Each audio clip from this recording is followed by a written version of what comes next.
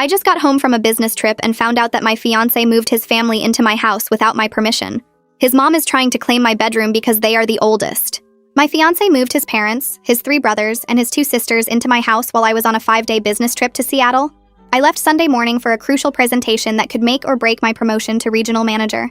Victor kissed me goodbye, said he'd miss me, promised to water my plants and feed my cat Muffin. The presentation went perfectly. My boss pulled me aside Thursday to basically confirm the promotion was mine. I was so excited that I caught an earlier flight home Friday to surprise Victor and celebrate. Maybe cook his favorite dinner, open that expensive wine we'd been saving. I pulled into my driveway at 2 in the afternoon instead of 8 at night like planned. That's when I noticed the cars. 4 cars I didn't recognize crammed in my driveway and on my lawn. I figured Victor had friends over, though he'd never mentioned anything. Then I walked through my front door and found 7 strangers in my living room. Not strangers exactly. Victor's family, who I'd met exactly twice in our 3-year relationship because they lived across the country. His mother, Linda, was rearranging my bookshelf. His father, Carl, had his feet up on my coffee table watching soccer on my TV with the volume at maximum. His brothers were spread across my couch eating chips, crumbs everywhere. His sisters were in the corner painting their nails on my grandmother's antique side table. The chemical smell hit me immediately. Victor came out of the kitchen carrying a tray of sandwiches like he was hosting a party. His face went white when he saw me. "You're home early," he said stupidly. I looked around my invaded home. "Why is your entire family in my house, Victor?" Linda stood up smiling like nothing was wrong. "We're visiting. Victor said you wouldn't mind. Such a beautiful home you have. We've already made ourselves comfortable." I turned to Victor. "Visiting? Where are they staying?" That's when his youngest brother, Eddie, laughed from the couch. "We're staying here, obviously. Victor said you had plenty of room. 3 bedrooms just sitting empty while we were cramped in our tiny apartments. Victor, can I talk to you privately?" "Now." We went to the kitchen where I discovered they'd already reorganized my cabinets. My grandmother's china was stacked carelessly next to regular plates. Someone had used my cast iron pan and left it soaking in water, probably ruining it. "Start explaining," I said, before I completely lose it. Victor actually tried to look innocent. "My family needed a place to stay. They were getting evicted from their apartment, and hotels are expensive. You have all this space you never use. I thought you'd understand." "They were evicted? All 7 of them? From the same apartment?" He shifted uncomfortably. "Well, my parents were evicted. My brothers have been sleeping on couches. My sisters just graduated and need time to find jobs. They all needed somewhere to go and were getting married soon anyway. This will be their house too eventually." I stared at this man I'd planned to marry. "First of all, we're engaged, not married. Second, this is my house. I bought it before we met.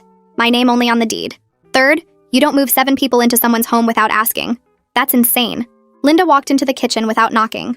"Oh good, you're discussing sleeping arrangements. I assume Carl and I will take the master bedroom since we're the eldest. You 2 can share the guest room." I actually laughed. Not a happy laugh, but the kind that comes out when reality breaks. "You think you're taking my bedroom? In my house? That I pay for?"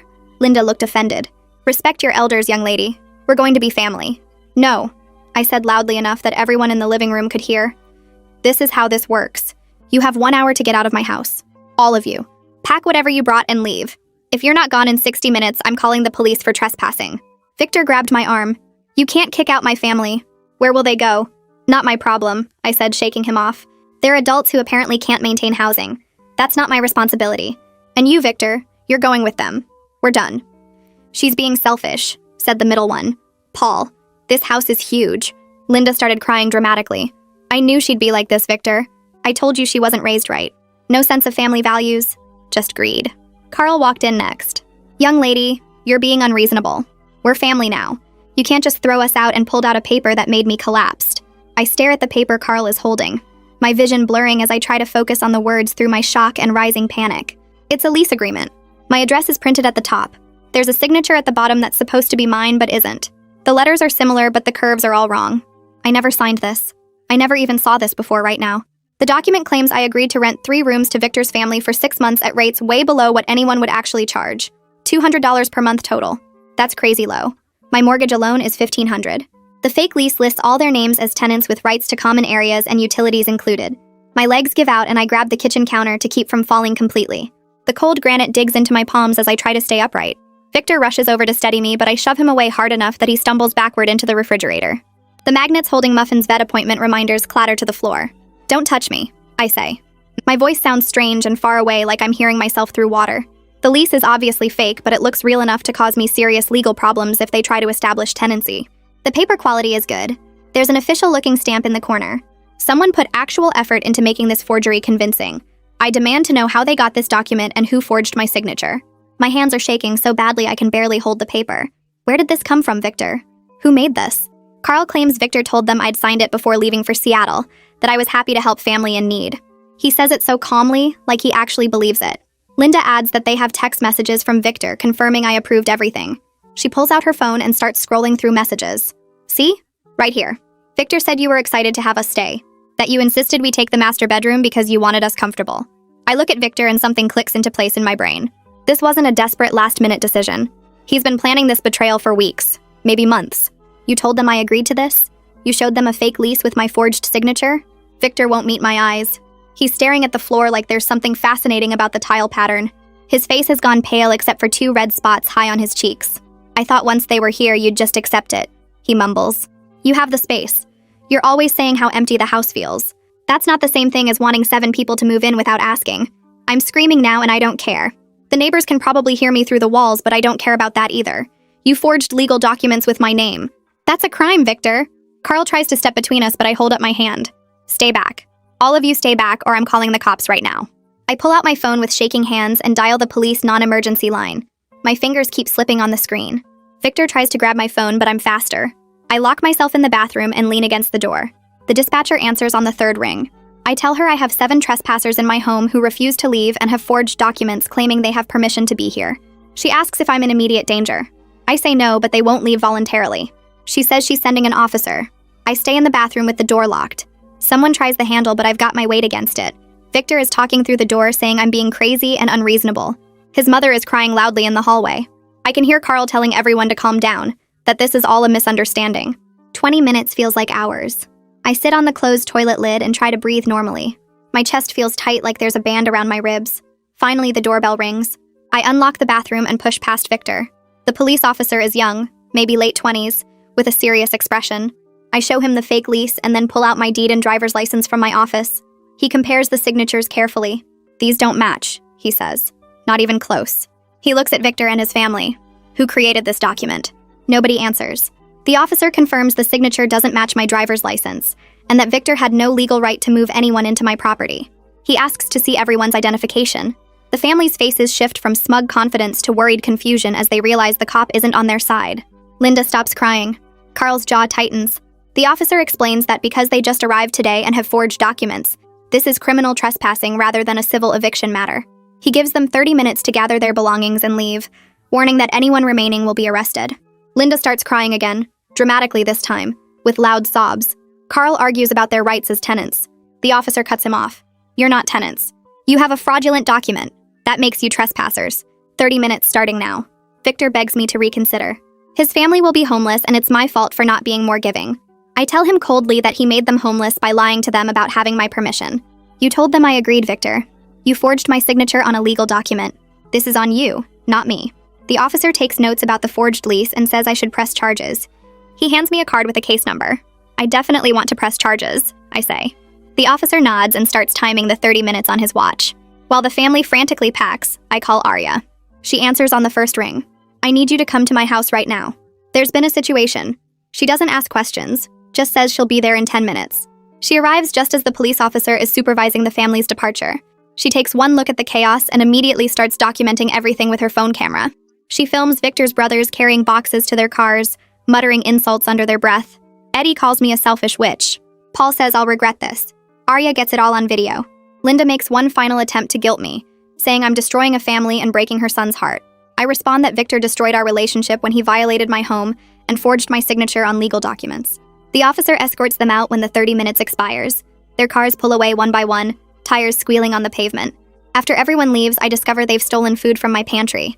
Half my groceries are gone. They used my expensive toiletries. My favorite shampoo is nearly empty.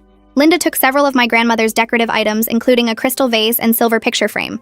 Arya helps me inventory what's missing while I try to process how big this betrayal really is. I feel sick and angry and violated in my own home. This was supposed to be my safe space, and Victor let strangers invade it. I grab my phone and search for emergency locksmiths in my area. The first 3 I call are booked up or charge crazy prices for same-day service. The 4th one, a guy named Rick, says he can be here in 40 minutes for double his normal rate. I don't even hesitate before saying yes. Arya makes us tea while we wait. Her presence the only thing keeping me from completely falling apart. The locksmith shows up exactly when he promised. A middle-aged man with a toolbox and a kind face who doesn't ask questions about why I need all my locks changed on a Friday evening. He works efficiently, replacing the front door lock, back door lock, and the lock on the garage door that leads into the house. The sound of the drill is strangely comforting, like I'm physically sealing Victor and his family out of my life. Rick hands me 3 sets of new keys and I pay him in cash, thanking him probably too many times. After he leaves, Arya suggests we do a thorough check of the whole house to see what else they might have done or taken. We start in the kitchen, where I already know about the reorganized cabinets and ruined cast iron pan. Opening the refrigerator, I find it stuffed with food I didn't buy. Cheap lunch meat, generic soda, a gallon of milk that expires in 2 days, eggs, butter, bread. Someone went grocery shopping and filled my fridge like they were moving in permanently. The freezer has frozen pizzas and ice cream, family-size portions. Arya photographs everything with her phone. We move to the guest bedroom, where I find 2 suitcases under the bed, still packed with men's clothes. Victor's brothers clearly plan to stay a while. The closet has women's clothes hanging up, nice dresses and work outfits that must belong to his sisters. In the bathroom attached to that room, the counter is covered with makeup, hair products, and toiletries. Someone's entire beauty routine is spread across my counter. The other guest bedroom has more evidence. A laptop sitting on the desk, charging. Men's shoes lined up by the door. The bed is unmade with sheets I don't recognize. They brought their own bedding. Arya keeps photographing while I feel my anger building again. These people weren't visiting. They were moving in. We check my bedroom last, and I'm relieved to find it mostly untouched, except the bed is slightly messed up like someone sat on it. My closet looks normal. My bathroom seems fine. But when I check my office, my stomach drops. My file cabinet drawer is slightly open. I always keep it locked, but the lock has been forced. Inside, my personal documents are out of order. Bank statements, tax returns, insurance papers, the deed to my house. Someone went through everything. I immediately call my bank's fraud line and explain that someone may have accessed my account information without permission. The representative puts a fraud alert on my account and suggests I come in Monday to review all recent transactions.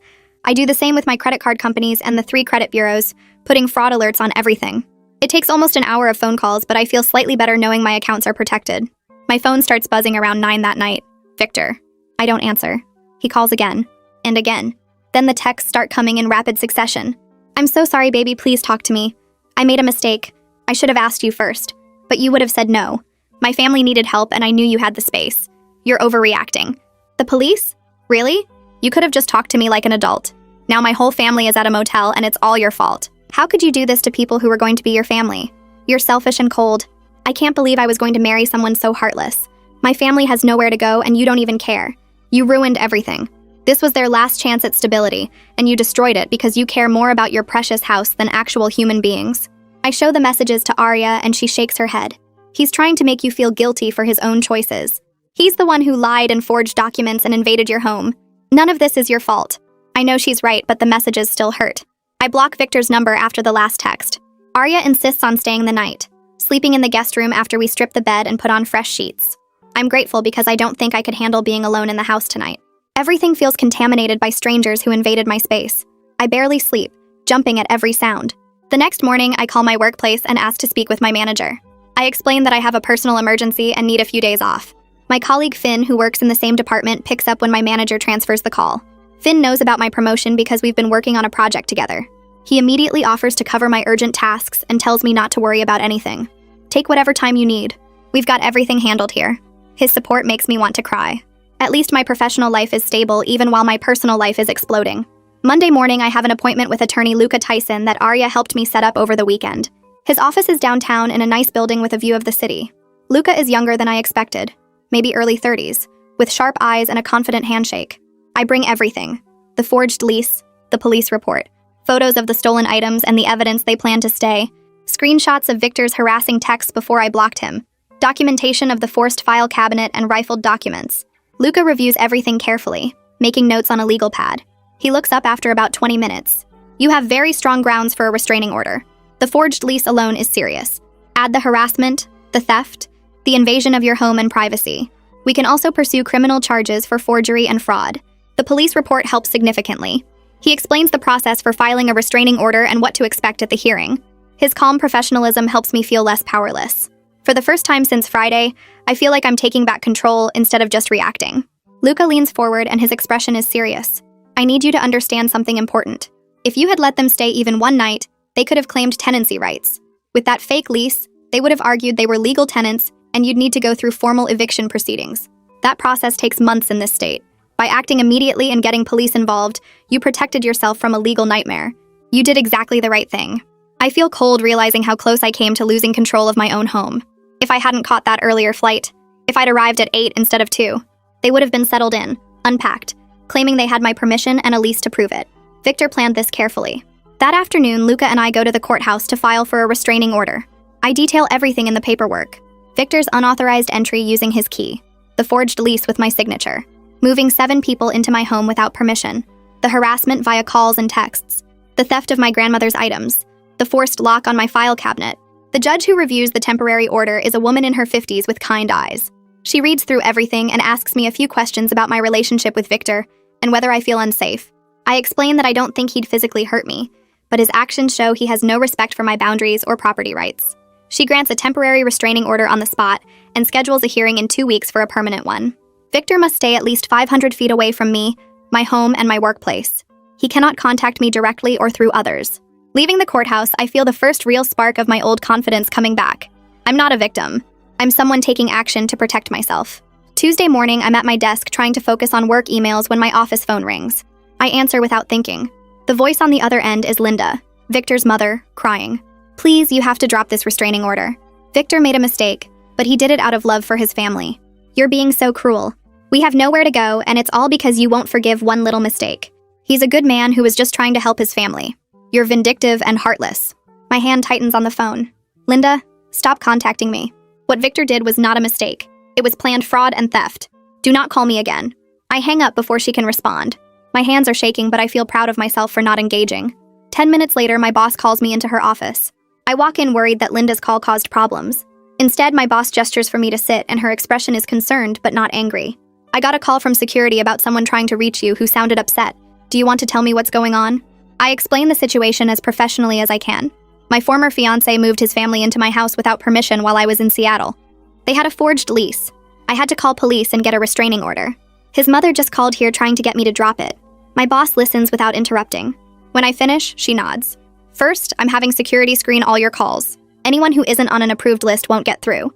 Second, your promotion is still happening. This personal situation doesn't affect your professional standing at all. You've handled this crisis and still met all your work obligations. That shows character. I almost cry from relief. Thank you. I was worried this might impact my career. She shakes her head firmly. Not at all. Take whatever time you need to handle the legal aspects. We support you completely. That evening, Arya comes over and we go through my house room by room again, this time looking specifically for anything else missing or damaged. In my office, we find that someone didn't just look through my file cabinet. They photographed documents. I can tell because papers are slightly out of order in a way that suggests they were laid flat and photographed rather than just read. My bank statements from the past year, my tax returns, my insurance policies, everything someone would need to steal my identity or access my accounts. I immediately call my bank again and explain the new concern. The representative schedules an appointment for the next morning to review all my accounts in detail. I contact the credit agencies again to make sure the fraud alerts are in place. Arya finds more evidence in the kitchen. The expensive olive oil I bought for cooking is half empty. My good coffee is gone, replaced with cheap generic stuff. Someone went through my pantry and swapped out quality items for cheaper versions, probably thinking I wouldn't notice. It's such a petty, insulting thing that I actually laugh. They stole my coffee. Wednesday morning, I meet with a bank representative who pulls up my account history. She scrolls back 6 months and her expression changes. There are transfers here I need to ask you about. Small amounts going to an external account, $50 here, $100 there, sometimes $75. She shows me the screen. The transfers go back to October, about 6 months ago. They happen every week or two, always under $100. The kind of amount that might not be noticed in regular checking account activity. I feel sick. That's Victor's account. He had access to my online banking because I trusted him. The representative calculates the total. Over 6 months, he transferred $3,200. I file a police report that afternoon, adding financial theft to the growing list of Victor's crimes. The officer who takes my statement is the same one who responded to my house on Friday. He remembers me and shakes his head when I explain about the money. Your ex really thought this through. The small amounts, the forged lease, moving his family in while you were gone. This wasn't impulsive. This was calculated. I sit in my car after leaving the police station and let myself feel the full weight of betrayal. I trusted Victor with my home, my finances, my future. He systematically stole from me for months while planning to move his entire family into my house. Every kiss goodbye was a lie. Every promise was manipulation. Every I love you was just part of his plan to use me. I call Luca the next morning and explain about the stolen money. He asks me to come to his office right away and bring all my bank records. I arrive within an hour with printouts showing every transfer Victor made over 6 months. Luca reviews each page carefully, making notes and highlighting the pattern of small withdrawals. He explains that this changes everything, because it shows Victor wasn't just making a bad choice for his family, but was actively stealing from me while planning the whole invasion. The transfer started in October, months before his family supposedly faced eviction. This proves Victor was setting up his plan long before any crisis happened. Luca adds this evidence to my restraining order case and says it makes my position much stronger. The judge will see that Victor's actions weren't desperate mistakes but calculated theft and manipulation. I feel sick knowing Victor spent months stealing from me while kissing me goodbye every morning and pretending everything was normal. And 3 days later, a letter arrives from Victor's attorney. I open it at my kitchen table and read the accusations that I'm harassing Victor and making his life difficult. The letter demands I return his personal belongings immediately and stop contacting him or his family. I actually laugh out loud at the nerve of claiming I'm the one harassing him after what he did to my house and my bank account. I scan the letter and email it to Luca, who calls me back within an hour. He says he'll respond that Victor can collect his belongings under police supervision at a scheduled time and date. Luca explains that Victor's attorney is trying to paint him as the victim and make me look like the bad guy. This is a common tactic when someone knows they're legally wrong. They try to flip the situation and claim they're being persecuted. I realize Victor is trying to control the story even now, making himself look like the hurt party instead of the person who forged documents and stole money. The supervised property exchange happens on Saturday morning. I arrive at my house at 10 with receipts for everything valuable I own, organized in a folder by room. The police officer is already there waiting in his car. Victor pulls up 5 minutes later with Carl sitting in the passenger seat. My stomach drops when I see Carl because the restraining order should keep him away from me. The officer notices my reaction and walks over to Victor's car before they can get out. He speaks to them through the window and I see Carl arguing and pointing at me. The officer shakes his head firmly, and Carl finally stays in the car while Victor gets out alone. Victor walks past me without looking at my face and goes straight to the bedroom. I follow with the officer behind me. Victor starts pulling open drawers and grabbing clothes, shoving them into garbage bags he brought. Then he reaches for my laptop sitting on the dresser. I step forward and say that's mine. Victor turns and claims he paid for half of it, so he's taking it. I pull out my receipt showing I bought it 8 months before we even met. The officer takes the receipt, verifies the date, and tells Victor to leave it. Victor's face gets red and he moves toward the bookshelf where he grabs at some picture frames. Those are mine too. He claims he gave them to me as gifts, so they're his to take back. I have the credit card statement showing I bought them myself. The officer stops Victor again and I can see his frustration building. He abandons the bedroom and goes to the living room where he tries to claim the coffee table. I bought that table at an estate sale before Victor moved in, and I have the receipt. The officer is losing patience now and tells Victor to stick to his actual belongings only. Carl gets out of the car despite being told to stay inside. He walks up my driveway and stands too close to me on my front porch. The officer is inside supervising Victor, so Carl thinks he can get away with this. He leans in and tells me in a low voice that I'm making a big mistake turning his family into enemies. His breath smells like coffee and cigarettes. He says I'll regret this someday when I need help and have nobody because I burned bridges with good people. His face is inches from mine and I can feel my heart beating fast, but I don't step back. I hold my ground and look him straight in the eye. The officer comes outside right then and sees Carl standing too close. He immediately steps between us and tells Carl he's violating the restraining order by proxy and needs to get back in his car now or he'll be arrested. Carl backs away slowly, still staring at me with this look that's supposed to scare me. The officer warns him that any more contact will result in immediate arrest and follows him back to the car to make sure he stays there. Victor finishes packing only his actual clothes and personal items. He walks past me carrying 3 garbage bags and stops at the door. He turns and calls me a vindictive witch who enjoys destroying people's lives. The officer tells him to leave immediately. Victor throws the bags in his trunk and gets in the car. Carl glares at me through the windshield as they drive away. I stand on my porch watching until their car disappears around the corner.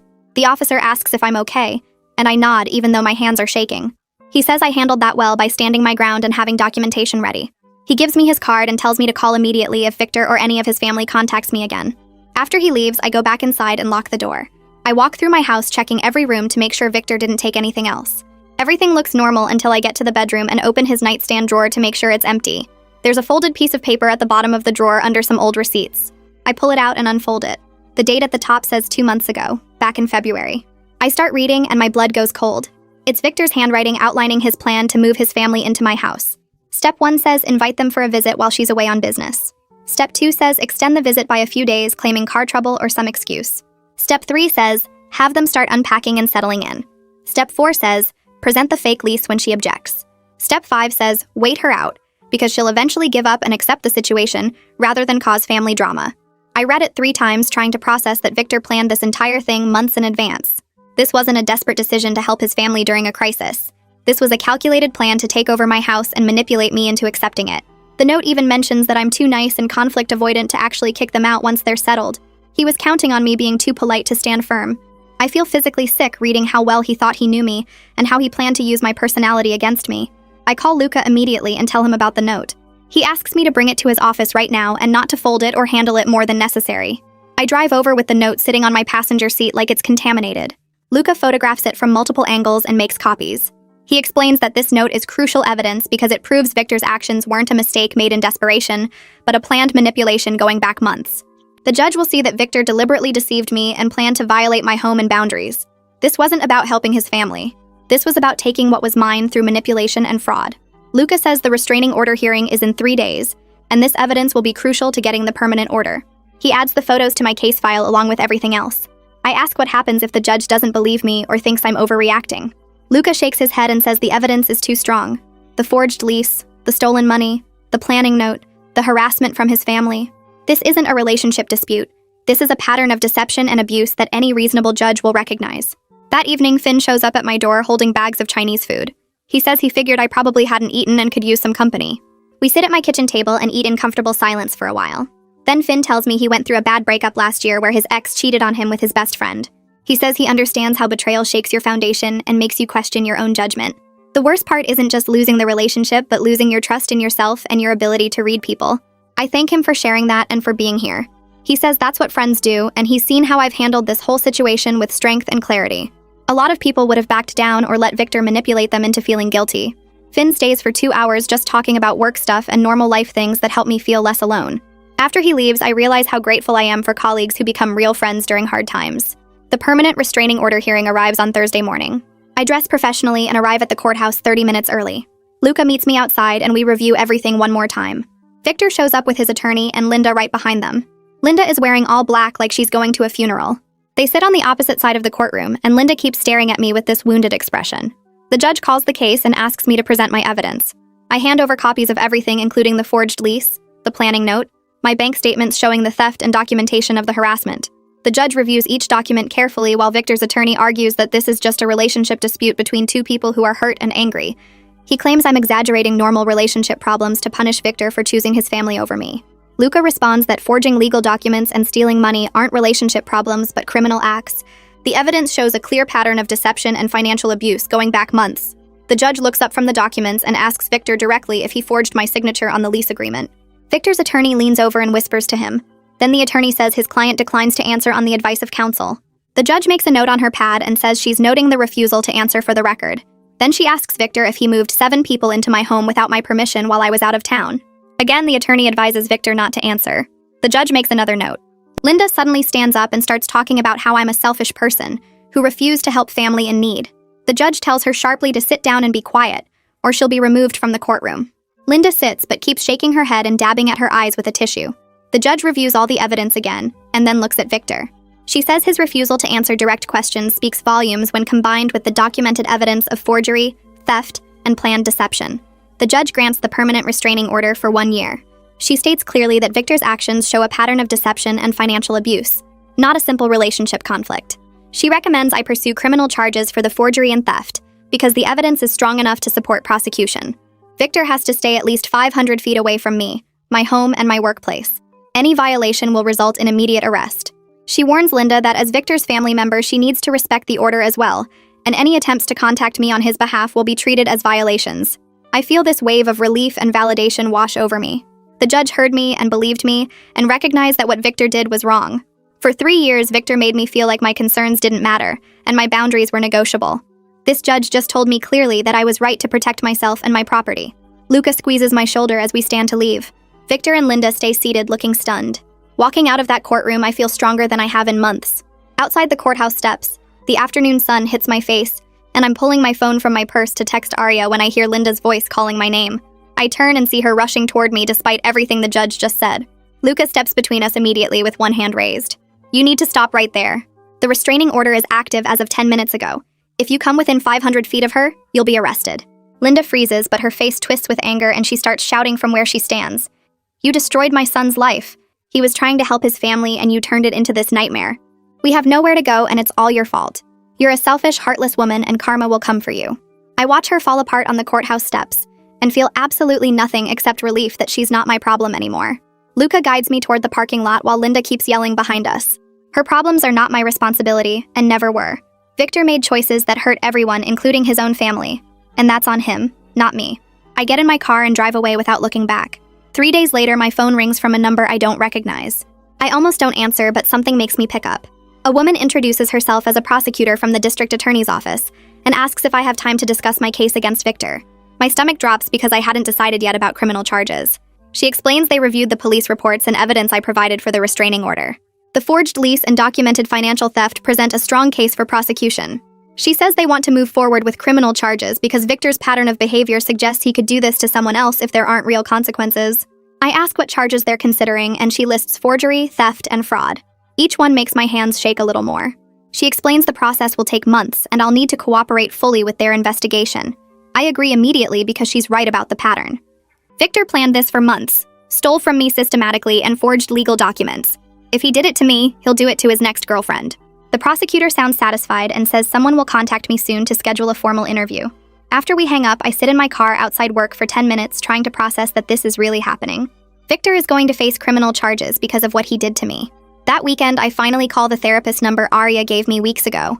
I've been putting it off because I thought I could handle everything myself, but the nightmares about finding strangers in my house haven't stopped. The therapist has an opening Monday afternoon, and I take it. Her office is small and comfortable with soft lighting and plants everywhere. She asks me to tell her what brought me in, and I start with coming home from Seattle. It all spills out in this jumbled mess of facts and feelings. She listens without interrupting and takes notes occasionally. When I finish, she sets down her pen and explains that what I experienced fits clear patterns of financial abuse and coercive control. Victor didn't just make a bad decision. He systematically manipulated me over months. She asks about our relationship history, and I realize as I'm talking that there were warning signs I ignored. He slowly gained access to my bank account by asking to transfer money when he forgot his wallet. He discouraged me from asking too many questions about his family by saying I was being judgmental. He made me feel guilty for having boundaries about my own home. My therapist points out each pattern, and I feel stupid for not seeing it before. She's quick to say that's exactly how these patterns work. They're designed to make you doubt yourself. I leave that first session feeling raw but also validated. What happened to me has a name, and other people have survived it too. 2 weeks later, my boss calls me into her office, and I panic for a second thinking something went wrong with my promotion. Instead, she smiles and tells me the regional manager position is officially mine starting next month with a significant pay raise. I actually laugh from relief and maybe a little bit of hysteria. The timing feels almost symbolic, like my professional life is rising, just as I'm clearing out all the toxic garbage from my personal life. She congratulates me and says I've earned this through my performance and dedication. That evening, Arya and Finn take me to a nice Italian restaurant downtown to celebrate. Finn orders a bottle of wine and makes a toast about new beginnings and leaving toxic people in the past. Arya adds that she's proud of me for handling everything with such strength. I feel genuinely happy for the first time in months. My career is taking off. I have friends who actually care about me, and Victor is facing real consequences for what he did. Things are finally moving in the right direction. A few days later, I'm scrolling through social media before bed when I see a message request from someone named Eddie. It takes me a second to place the name, then I realize it's Victor's youngest brother. My first instinct is to delete it, but curiosity wins. He's written several paragraphs apologizing for his family's behavior and explaining that Victor told them I was his fiancé who was excited to help them get back on their feet. Eddie says he feels used and manipulated too now that he knows the truth. He wishes he'd questioned Victor's story instead of just accepting everything. He ends by saying he hopes I can forgive him someday, and that I deserved better. I read it twice, then close the message without responding. Part of me appreciates the apology, but I learned my lesson about getting involved with Victor's family. Eddie might genuinely feel bad, but he's still part of that family system, and I need to protect my boundaries. I don't block him, but I don't respond either. Some bridges need to stay burned. The prosecutor contacts me again in early November with news that Victor has been formally charged with forgery, theft, and fraud. She explains his attorney immediately started trying to negotiate a plea deal, but they're holding firm on consequences that match the seriousness of his crimes. The forged lease alone is a felony, and combined with the systematic theft over months, they have a strong case. She warns me that Victor might try to contact me through third parties to pressure me into asking them to drop charges. I tell her about Eddie's message and she makes a note of it. She says to forward any contact attempts to her office immediately. Over the next few weeks, she keeps me informed of every development. Victor's attorney argues he's a first-time offender who made a mistake out of desperation to help his family. The prosecutor counters with evidence of months of planning and systematic deception. I'm grateful someone is fighting for me in a system that can be overwhelming. Arya comes over one Saturday with paint samples and fabric swatches spread across my kitchen table. She announces we're redecorating to help me reclaim my space from all the bad memories. We start with my bedroom since that's where Linda wanted to take over. Arya helps me pick out new bedding in colors I actually like instead of the neutral tones Victor preferred. We go shopping and I replace the kitchen items that feel contaminated by his family's presence. The cast iron pan that someone left soaking gets tossed, and I buy a new one that's even better quality. Each change makes the house feel more like mine again, instead of a crime scene. We paint the guest room a cheerful yellow, and I buy new towels for the bathroom. Arya turns it into a fun project instead of a sad necessity. By the end of the weekend, my house looks different enough that I can walk through without seeing Victor's family everywhere. It's my space again, and I'm taking it back piece by piece. 2 weeks later, Eddie shows up at my door with a box. I almost don't open it, but he calls through the door that he has my grandmother's items that Linda took. I crack the door with the chain still on, and he holds up one of the decorative plates I'd noticed missing. He looks embarrassed and tired. He explains his mother took them thinking they belonged to Victor and he could give them to her. He says he wants no part of his family's dysfunction anymore, and he's moving across the country to start over. I take the chain off and accept the box, checking quickly that everything is there. I thank him for returning them, but keep the conversation short. He apologizes again, and I can tell he means it. But I also recognize he's still part of that family system, even if he's trying to break away. After he leaves, I put my grandmother's things back where they belong and feel another piece of my life clicking back into place. 3 months after Victor's family invaded my home, the prosecutor calls with news that Victor agreed to plead guilty to reduced charges. Instead of going to trial, he's accepting probation, mandatory restitution of all the money he stole plus damages and required counseling. He'll avoid jail time, but he'll have a criminal record now. She asks how I feel about the plea deal, and I'm honest that part of me wanted him to face harsher consequences. But another part of me is just relieved it's over without having to testify in a trial. She explains the restitution terms mean he'll be paying me back monthly for the next 2 years as part of his probation. If he misses payments or violates any terms, he could still face jail time. I feel satisfied knowing there were real consequences even if they're not as severe as I'd hoped. Victor can't pretend this didn't happen, or that he didn't do anything wrong. It's official now in the legal system. The first restitution payment arrives in my bank account 6 weeks later. It's about a third of what Victor stole plus damages for my ruined property and legal fees. Luca calls to confirm I received it and explains the payments will continue monthly as part of Victor's probation terms. If he misses even one payment, his probation officer will be notified, and he'll face additional penalties. The money itself matters less to me than what it represents. It's official acknowledgement that what Victor did was wrong and illegal. For 3 years, he made me feel like my boundaries and concerns didn't matter. Now the legal system is telling me clearly that I was right to protect myself and my property. I transfer the money into my savings account and feel another weight lift off my shoulders.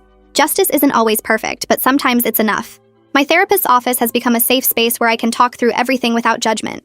She sits across from me during our weekly session and asks how I'm feeling about Victor's guilty plea and the restitution payments. I tell her honestly that part of me still feels stupid for not seeing the signs earlier. She stops me there and points out something I hadn't considered. I acted decisively the moment I discovered what was happening. I protected myself, called the police, got a lawyer, and followed through on every legal step. That's not poor judgment. That's strength. She explains that Victor spent months planning his deception, and I had no reason to suspect my partner was capable of that level of betrayal. I'm learning to be proud of how I handled the crisis instead of ashamed that it happened at all. The session helps me see that trusting someone isn't weakness when they've earned that trust through consistent behavior. Victor broke that trust through deliberate lies and manipulation. That's on him, not me. Finn catches me in the break room at work the next week and suggests I might be ready to try dating again. He has a friend who recently moved to the area and thinks we might hit it off. I'm hesitant, but Finn promises it's just coffee, no pressure, and his friend knows I'm coming out of a bad situation. I agree mostly because I trust Finn's judgment and figure I should at least try. The date happens on Saturday afternoon at a casual coffee shop downtown. His friend is nice enough and we talk about work and hobbies for about an hour. Nothing feels wrong, but nothing feels particularly right either. I realize halfway through that I'm comparing everything to Victor, looking for red flags and manipulation tactics that aren't there. When we say goodbye, I'm polite but don't agree to a second date. Walking to my car, I understand that I'm healing but not healed yet. I need more time before I can open my heart to someone new without bringing all my fear and suspicion with me. Work announces they're sending me to Denver for a 3-day conference about regional management strategies. My first reaction is anxiety about leaving my house empty again. The last time I took a business trip, Victor invaded my home with his entire family. I know rationally that can't happen now with the restraining order and criminal charges, but the fear is still there. I spend the week before the trip getting a security system installed with cameras at every entrance and motion sensors throughout the house. The technician shows me how to monitor everything from my phone no matter where I am. I ask Arya if she can check on the house daily while I'm gone, and she immediately agrees. The trip itself goes well, and I participate actively in the workshops and networking events. Every night I check my security cameras and see nothing but my cat Muffin walking through empty rooms. Coming home Friday evening to my secure, peaceful house feels like a victory. I prove to myself that I can leave without disaster striking. My home is mine, and it stays mine even when I'm not physically present. I stop at my usual coffee shop the following Tuesday morning before work. While I'm waiting for my order, I notice Victor's sister Mika sitting at a corner table. She sees me at the same moment and her face goes red. I consider leaving, but she stands up and walks over before I can decide. She apologizes awkwardly for the nail polish incident on my grandmother's table and everything else that happened. She explains that she's cut ties with her family after realizing how toxic their behavior was. Living with them for those few days at my house showed her dynamics she'd been ignoring her whole life. The entitlement, the manipulation, the complete lack of respect for boundaries. She says she's in therapy now and working on becoming a better person. I appreciate her growth and tell her so, but I also keep the conversation brief. I'm protecting my peace, and that means not getting drawn back into anything connected to Victor's family, even the members who are trying to change. I take my coffee and leave with a polite goodbye. She seems to understand. 6 months have passed since Victor's family invaded my home. I decide it's time to reclaim my house as a space for people I choose and trust. I invite Finn, Arya, Luca, and a few other friends over for dinner on Saturday night. This is the first time I've had guests since finding 7 strangers in my living room. I spend all day cooking and setting the table with my grandmother's china that Linda tried to steal.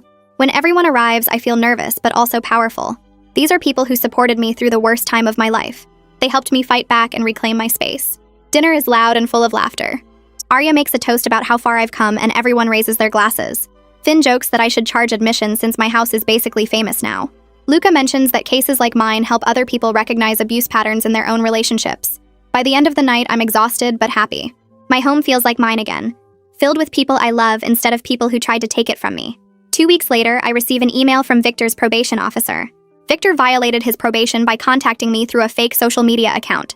He created a profile under a different name and sent me a message trying to explain his side of everything. The probation officer takes it seriously because the restraining order specifically prohibits any contact, direct or indirect. She tells me Victor will face additional penalties, including possible jail time if he violates again. I'm grateful the legal system is holding him accountable and protecting my boundaries. Victor clearly hasn't learned that my no means no and that I'm not interested in his explanations or excuses. The probation officer asks if I feel unsafe, and I tell her honestly that I don't think Victor would physically hurt me, but he definitely doesn't respect legal boundaries. She makes a note in his file and says they'll be watching him more closely now. My next therapy session focuses on trusting my instincts. My therapist asks if I had any uncomfortable feelings about Victor's family dynamics before the invasion. I think back and realize I did. The 2 times I met his family, they made comments about my house and my success that felt off. His mother asked invasive questions about my finances. His father made jokes about how I should share my good fortune with family. I dismissed those feelings as being judgmental or uncharitable. I told myself I was being too sensitive. My therapist points out that those instincts were trying to warn me something was wrong. I ignored them because I wanted to believe Victor's family was normal and that I was overthinking things. She helps me understand that moving forward, I need to listen when something feels wrong, even if I can't immediately explain why. My gut was right about Victor's family, and I won't ignore those warnings again. The 1-year anniversary of my promotion arrives, and my boss takes me to lunch at an expensive restaurant downtown to celebrate.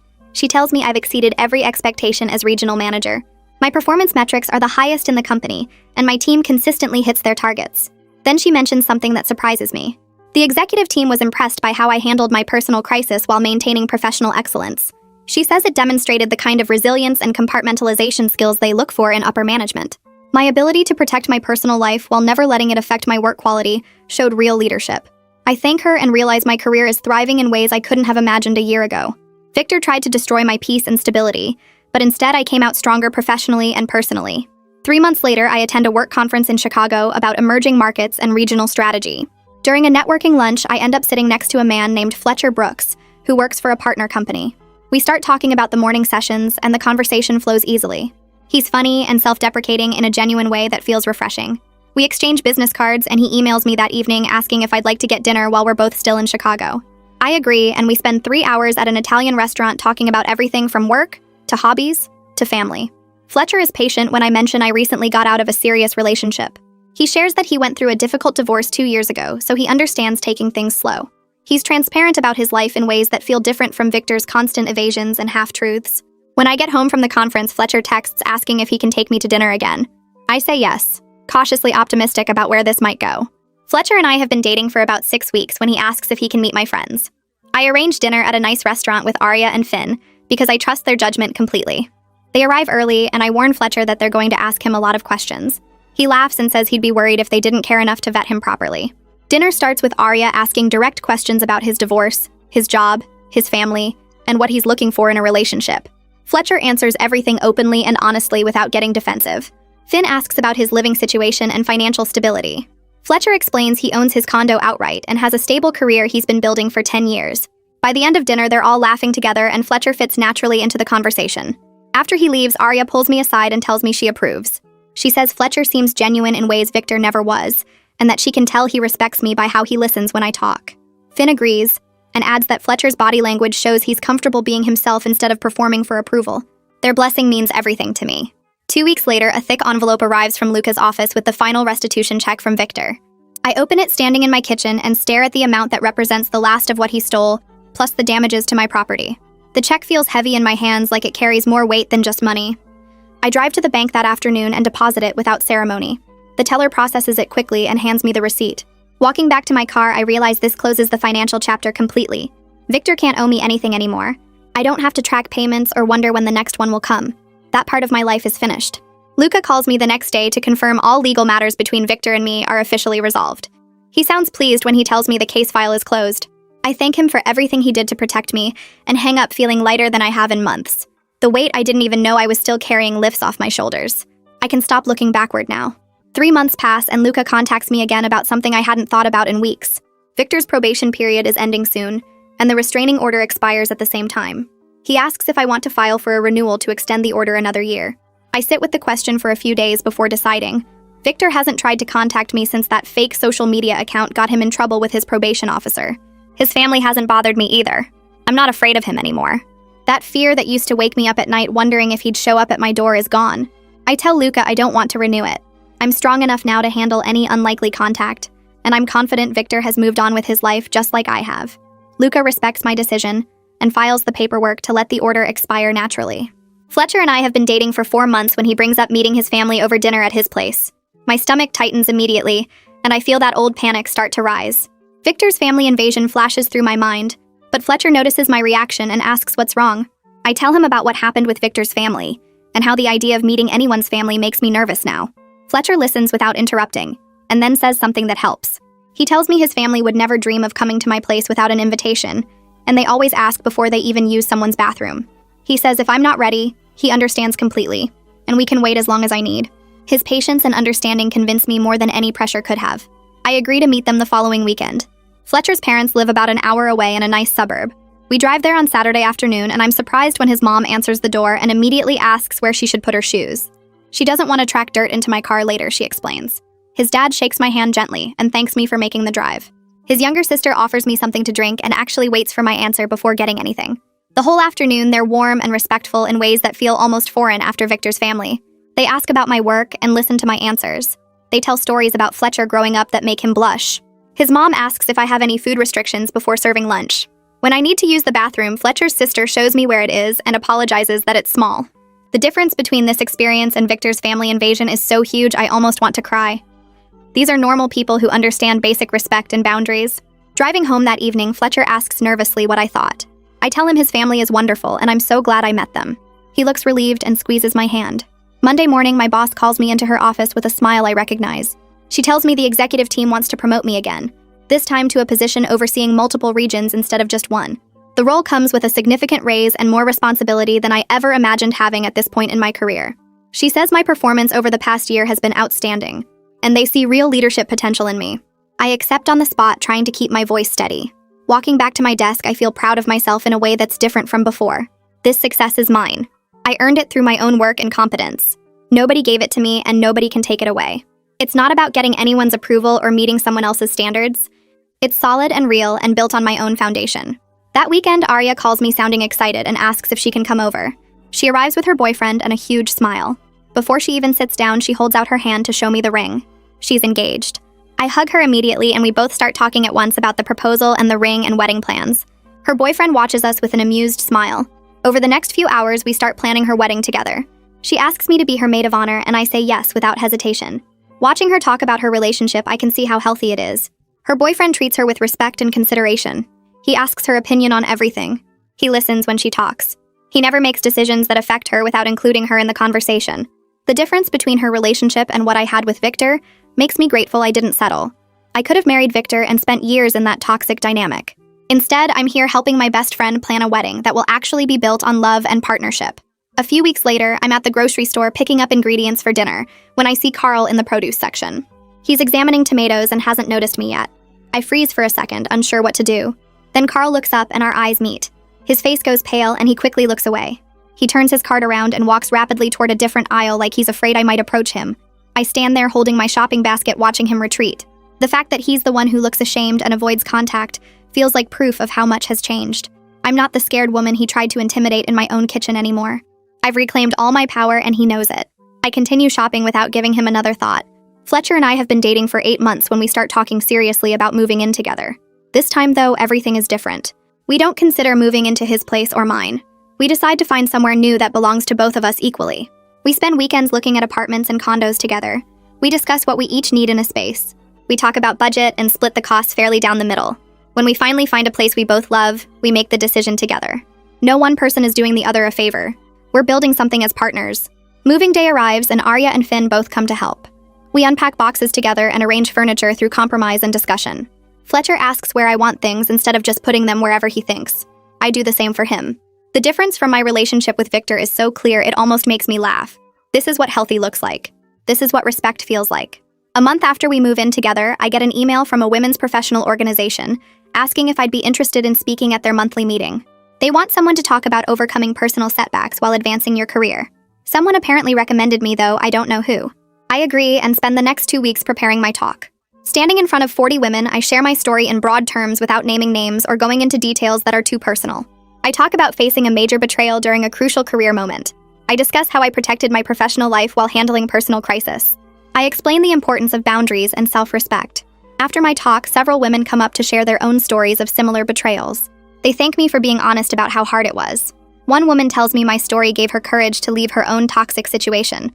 Driving home, I realized that my painful experience gave me wisdom I can share to help others. The suffering wasn't pointless. It taught me things I can use to make other people's lives better. 2 years after Victor's family invaded my home, I take stock of my life. I'm thriving in every area. My career is exactly where I want it, with a position I love and respect from my colleagues. My relationship with Fletcher is healthy and stable, built on honesty and partnership. My friendships with Arya and Finn are stronger than ever. I have complete ownership of my peace and boundaries. Nobody gets to violate my space or my trust anymore. I've learned that protecting yourself isn't selfish but necessary. Real love respects rather than violates. The people who truly care about you will honor your boundaries, not push against them. I'm not the same person I was 2 years ago. I'm stronger and wiser and more sure of what I deserve. Fletcher plans a weekend trip to the mountains, and we drive up on Friday afternoon. The cabin he rented sits next to a lake with trees all around. Saturday morning, we hike to a lookout point with views across the valley. We stop to rest on a flat rock and Fletcher seems nervous. He keeps fidgeting and checking his pocket. Then he pulls out a small box and opens it to show me a ring. He tells me he wants to spend his life with me. He says our relationship is built on honesty and respect and genuine partnership. He promises he'll never make major decisions without me. He asks if I'll marry him. I say yes without any hesitation or doubt. This time I'm confident because I know what real love looks like. We start planning a wedding that reflects both our values. We make decisions together about everything, including the guest list. We discuss budget and split costs fairly. We choose a venue we both like. When Fletcher suggests inviting his whole extended family, he asks first if I'm comfortable with that many people. I appreciate that he checks rather than assuming. This is what partnership looks like. This is what I deserved all along. I list my house with a real estate agent 6 months after Fletcher proposes, and the market is strong, so showings start immediately. Walking through rooms with potential buyers feels strange because every corner holds memories both terrible and empowering. The kitchen where I confronted Victor about his family invasion. The living room where police escorted 7 people out. The bedroom I reclaimed as my sanctuary. A young couple makes an offer after the 3rd showing, and I accept without hesitation, because holding on to this property means holding on to pain I no longer need. The closing happens 4 weeks later, and I sign papers transferring ownership to strangers who will fill these walls with their own stories. Fletcher and I use my profit plus his savings as down payment on a larger house in a neighborhood we both love. We walk through the empty rooms together, planning where furniture will go and which room will be the office. He asks my opinion on every detail from paint colors to cabinet hardware. We sign the mortgage together with both names on the deed and move in on a Saturday with help from Arya and Finn. Unpacking boxes in our new home feels completely different from the violation I experienced 2 years ago. Every item I place on a shelf is a choice Fletcher and I made together. No one reorganized my cabinets without permission. No strangers claimed my bedroom. just two people building a life based on respect and partnership. Arya's wedding happens 3 months later at a vineyard with views across rolling hills. She looks beautiful in her dress, and her fiancé waits at the altar with tears in his eyes. Sitting in my chair during the ceremony, I remember my own engagement to Victor, and how different that relationship was from what Arya has now. Her partner treats her with consideration that Victor never showed me. During the reception, Fletcher and I dance to slow songs while lights twinkle overhead. His hand rests on my back and we move together easily after months of learning each other's rhythms.